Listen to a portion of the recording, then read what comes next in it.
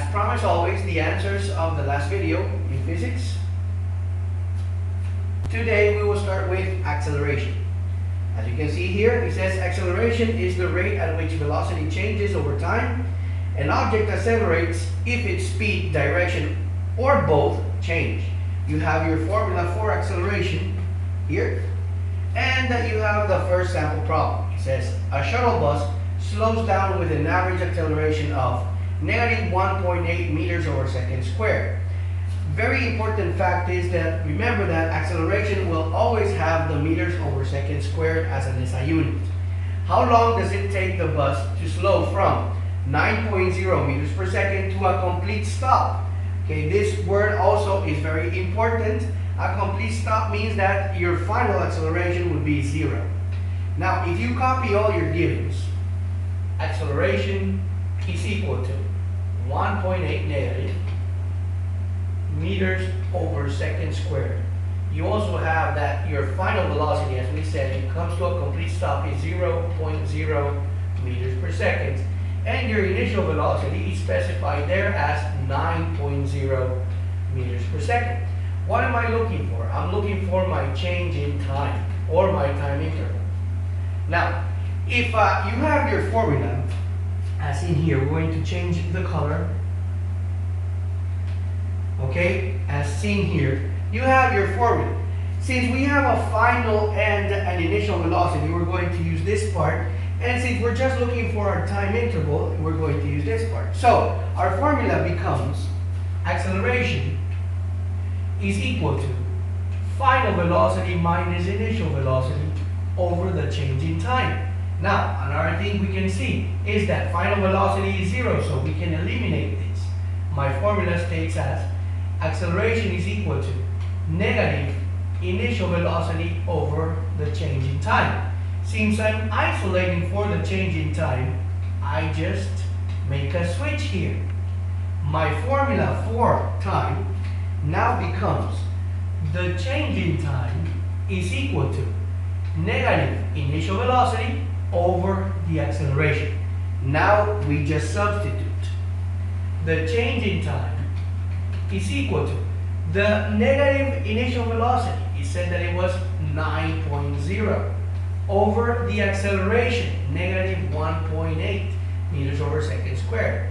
If we solve this for time, once you solve it, it's 5.0 with two significant figures, seconds. This is your answer. Now, why seconds? Remember that on top you had meters over seconds. On the bottom you have meters over second squared. If you use your ER operation that we learned in math, you will have meters over times second squared over meters over seconds. If you simplify, you get stuck with 1 second. Okay, so this will be the answer for this exercise. Let's continue. Now, we have another problem. It says, find the acceleration of an amusement park ride that falls from rest. Now, it falls from rest to a speed of 28 meters per second. Now your initial velocity is going to be 0. That's right here. Fix that. Your initial velocity now is 0. Let's see how many significant figures. Two significant, 0.0 meters per second.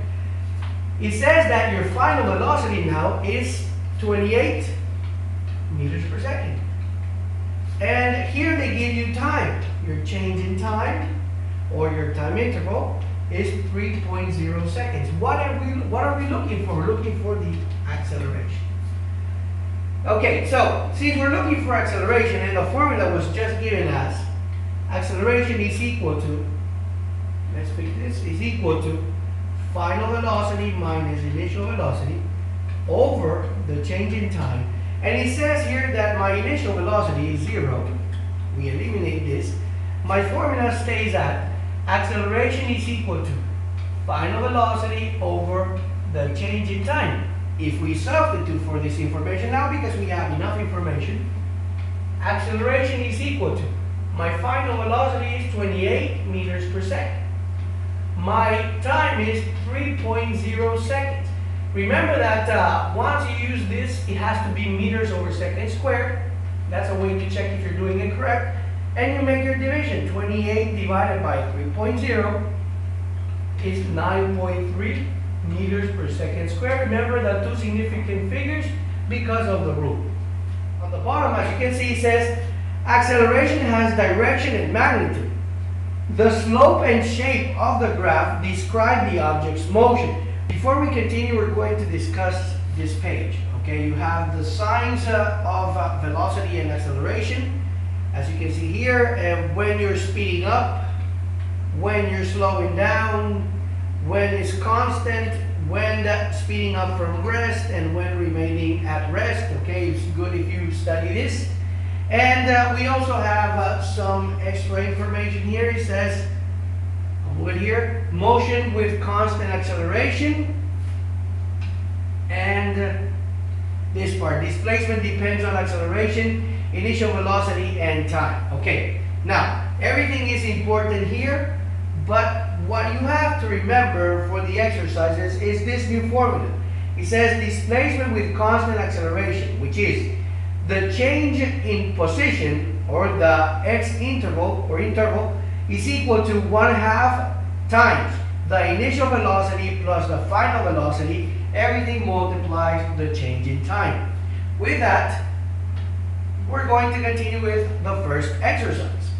It says a racing car reaches a speed of 42 meters per second.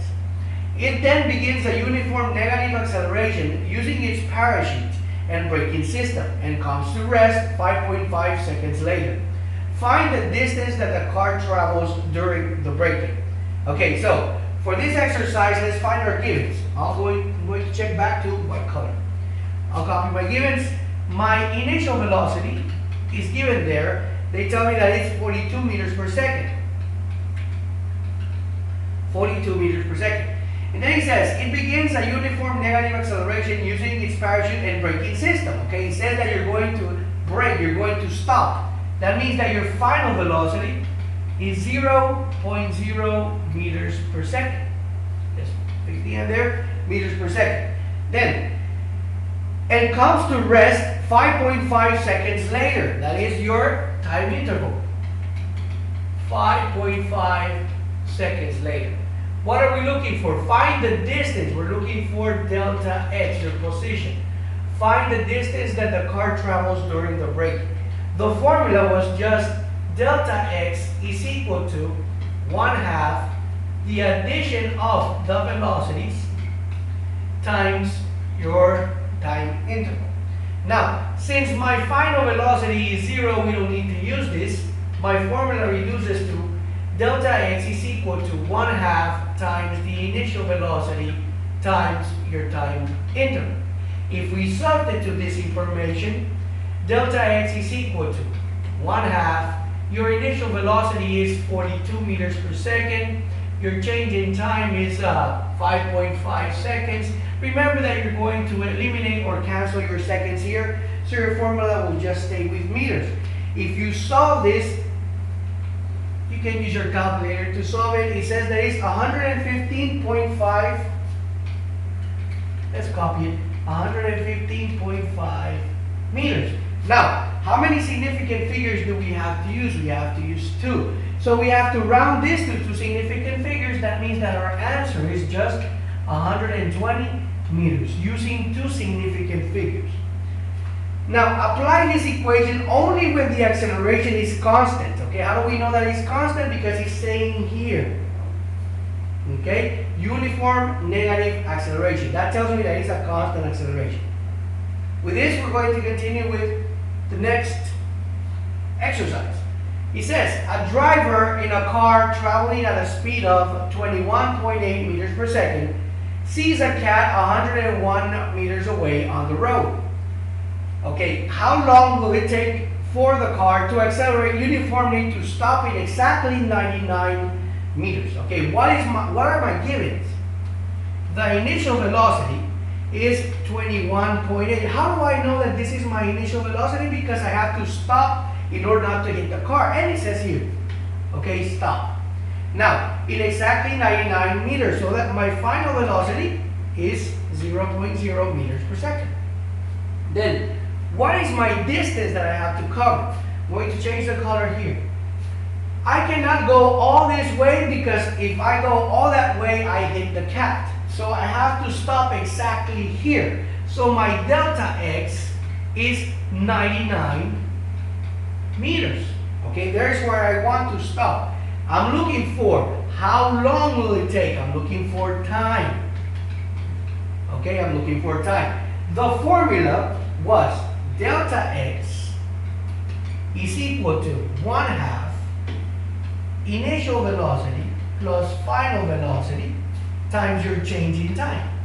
Since our final velocity is 0, we can just simplify this. We'll have delta x is equal to 1/2 times initial velocity times your change in time. Now, since I'm solving or isolating for time, I send this 2 to this side to multiply and this initial velocity to this side divided. My formula states that the change in time is equal to 2 times delta x over your initial velocity. We have that information. We can substitute. My change in time is equal to 2 times 99 meters divided by the initial velocity, that is 21.8 meters per second. If you solve this, remember that you're using here 2 significant figures again. It will be 9.1 seconds. I just have to fix this here because it's changing time. There you go. Okay, so that will be your answer. On the bottom of this page, you see that final velocity depends on initial velocity, acceleration, and time. That is explaining these 2 formulas here that we're going to be using in the next type of exercises. Let's continue. It says, a plane starting from rest at one end of a runway undergoes a uniform acceleration of 4.8 meters per second squared for 15 seconds before takeoff. What is its speed at takeoff? How long must the runway be for the plane to be able to take off? Okay, what information do we have? We have initial velocity that is equal to a plane starting from rest. Initial velocity is 0.0 meters per second. We have final velocity, or actually we have, the first thing we have is acceleration. That is 4.8 meters over second squared. We have our change in time, 15 seconds. And what are we looking for? We're looking for what is the speed, final velocity, and how long must the runway be. We're looking for delta x. That's our second question. And we're also looking for the final velocity. Okay, we're going to use the formulas that we discussed in the last slide. So, final velocity is equal to the initial velocity, it was our first formula, plus acceleration times time. Since our initial velocity, is 0, this is 0, we don't need that. We just need final velocity is equal to acceleration times time. Okay, we can substitute because we have enough information. My final velocity is, the acceleration was 4.8 meters per second squared, multiplies your change in time that was 15 seconds. If you multiply these 2 numbers, your final velocity is, with 2 significant figures, 72 meters per second squared. Okay? This has to be the speed at takeoff. Now, the displacement in x. The displacement in x is equal to initial velocity times your time plus 1/2 acceleration times time to the square. And since our initial velocity is 0, we can eliminate this here. That means that my change in x is equal to 1/2 acceleration times your time to the square. We have all this information. We can substitute. My delta x is equal to, or my change in position, 1/2 times, the acceleration was 4.8 meters over seconds. And the time is equal to 15 seconds. This is to the square. If you evaluate this, it says that your change in position is equal to 540 meters. This is your answer for this type of exercise. Let's continue with the next type of exercise. A driver of a car traveling at 15.0 meters per second, that will be your initial velocity, 15.0 meters per second, applies the brakes, causing a uniform acceleration of negative 2.0 meters per second squared. That is your acceleration, negative 2.0 meters per second squared. How long does it take the car to accelerate to a final speed of, and they're telling you final speed of 10.0 meters per second, and how far has the car moved during the braking period? Okay, we're looking for our change in time, and I'm looking for my change in position. Okay, now we're going to find the change in time first. The formula that I'm going to use is final velocity is equal to initial velocity plus acceleration times time. Since I'm isolating for time, I'm going to send this initial velocity to this side as a subtraction and this acceleration to this side as a division. My formula stays at the change in time is equal to final velocity minus initial velocity, and since you send the acceleration, dividing over acceleration. Now, we substitute our information. The change in time is equal to final velocity was 10.0 meters per second minus initial velocity that was 15.0 meters per second, and your acceleration was negative 2.0 meters per second squared. Remember that time, your SI unit is just seconds, and if you divide this, it will tell you that it's 2.5 seconds with two significant figures. Now, with this information, we're going to continue finding our change in position. I'm going to change my color. The formula to use is the change in position is equal to initial velocity times your change in time plus 1/2 times the acceleration times your time to the square power.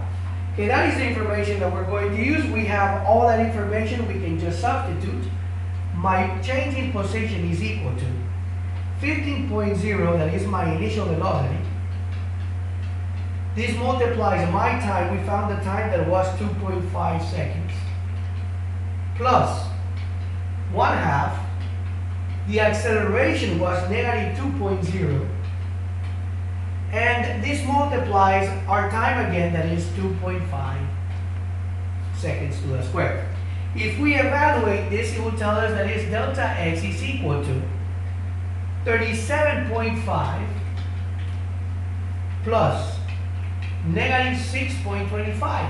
But because of the rules of significant figures, this is like saying delta x is equal to 38 minus 6.2.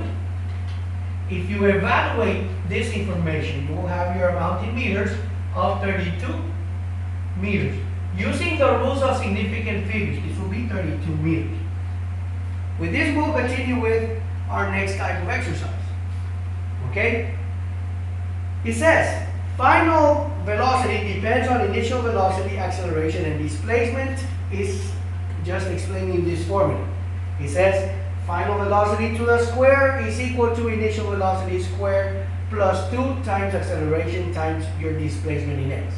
The sample problem says, a person pushing a stroller starts from rest. Your initial velocity is 0.0 meters per second. Uniformly accelerating at a rate of 0.500 meters per second squared. Your acceleration, 0.500 meters over second squared. What is the velocity of the stroller after it has traveled 4.75 meters? Okay, they're giving you your change in position. 4.75 meters, and we're looking for our final velocity. Okay, what formula are we going to use? This one here. My final velocity, if I send the square power to the other side as a square root, my final velocity is equal to my initial velocity to the square plus 2 times the acceleration times your displacement in x to the square root. Everything inside the square root. The final velocity, if you substitute now, the initial velocity that is just 0, we can eliminate it from the beginning. This is 0. Okay, so we'll just have 2 times the acceleration, that is 0.500, multiplies your displacement in x, that is 4.75. Okay, if you solve this in your calculator, and you're going to use 3 significant figures in this case, 3 significance, your final answer here has to be 2.18 meters over seconds. This is your answer here. Okay, let's continue with the next type of exercise. Using the same formula. It says, an aircraft has a liftoff speed of 33 meters per second. What minimum constant acceleration does this require if the aircraft is to be airborne after a takeoff run of 240 meters? Okay, since an aircraft has to lift off, we're going to assume that our initial velocity is 0. Okay, our initial velocity would just be 0 meters per second. The final velocity, once the aircraft is speeding, is 33, let's fix that, 3 meters per second. Then, what is the minimum constant acceleration does it require? We're looking for acceleration in this case. Acceleration. And it says that the aircraft, after a takeoff run of 240 meters, that will be your change in position, 240 meters. Okay, all this information is given in the exercise. Now, our formula said final velocity squared is equal to initial velocity squared plus 2 times the acceleration times your displacement in x. Since my initial velocity is 0, we eliminate this again. We'll just have that final velocity squared is equal to 2 times the acceleration times your displacement in x. Since I'm isolating for acceleration, I send this 2 and this displacement to the other side as a division. My formula now becomes acceleration is equal to final velocity squared, this divides 2 times delta x. If you substitute for that information, we have 33, that is my final velocity, to the square, divided by 2 times delta x, that is 240 meters. This will give you an answer with 2 significant figures of 2.3 meters per second squared. And this will be your answer. Okay, let's continue with the last part of the video. Okay, the last part, you have a summary of all the formulas when they were not at rest and when they start from rest, and you also have some exercises to make so that you can practice this topic. Thank you for watching. Don't forget, physics is life.